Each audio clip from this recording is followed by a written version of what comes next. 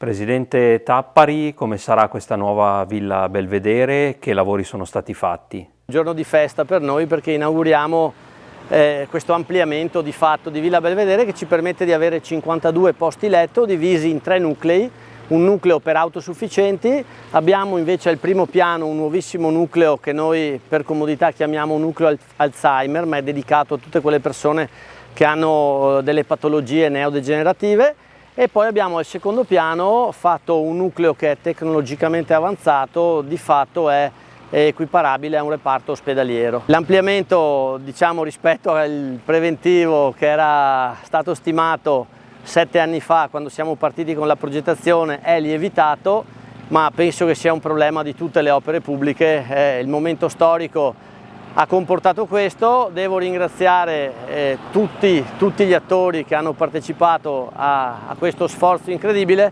ma vorrei sottolineare un plauso al mio consiglio di amministrazione perché è sempre stato presente e ha sempre dato una mano. Vorrei ringraziare tutto il personale nostro che ha lavorato con 2 anni di aderenza a un cantiere. Ovviamente ringrazio tutte le maestranze che hanno partecipato alla realizzazione dell'opera, ma permettetemi un plauso particolare al mio consiglio di amministrazione perché non è scontato amministrare bene, ma soprattutto non è scontato assumersi la responsabilità delle scelte, soprattutto quando opere pubbliche come questa di fatto aumentano il costo in maniera esponenziale, ma davvero li ringrazio e un grandissimo plauso a loro. Sindaco, una struttura nuova e innovativa a disposizione della comunità e soprattutto degli ospiti che qui troveranno una speciale accoglienza. È un momento importante quello che stiamo vivendo adesso perché è proprio una ricchezza in più per una comunità. Penso che solo visitandola ci si rende conto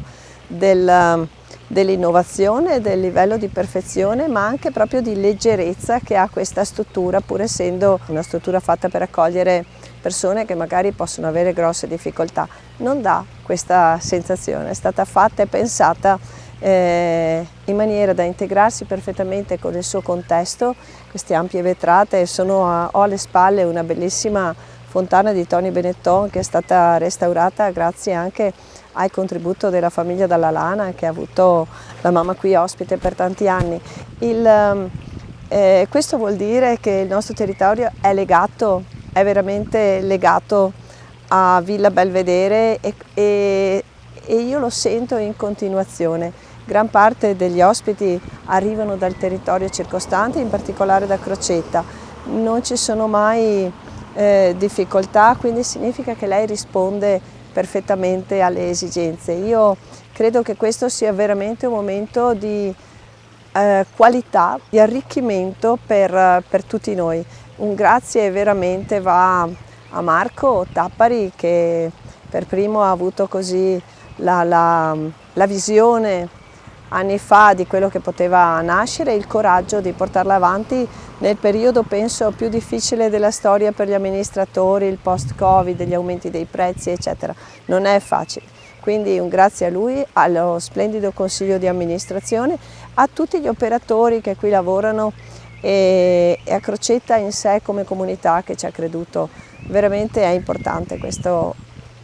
Ne beneficeranno le generazioni anche future. Sono contento e anche condivido l'orgoglio del Presidente e del Consiglio di amministrazione per questa opera realizzata perché interpreta sempre più quell'indirizzo di rendersi aperti come centri di servizio anziani alle comunità, dando la possibilità di interagire pressoché quotidianamente tra famiglie e ospiti del centro anziani e anche mettere in pista attività con la comunità. Io credo che questo sia un bel indirizzo che consente ai sempre più fabbisognosi di servizi come quelli dei centri anziani di poter vivere in serenità gli anni di vita che restano da vivere.